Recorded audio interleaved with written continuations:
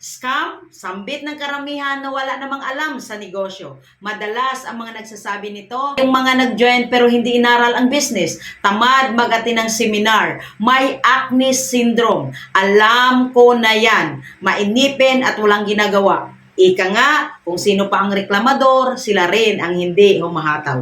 Alam mo ba, isa ako sa living testimony na binago ang buhay sa networking industry. Ang dating naglalakad lang noon, nagkaroon ng 3 sasakyan. Ang dating nangungupahan, nakapagpundar ng mga bahay, sariling bahay at property.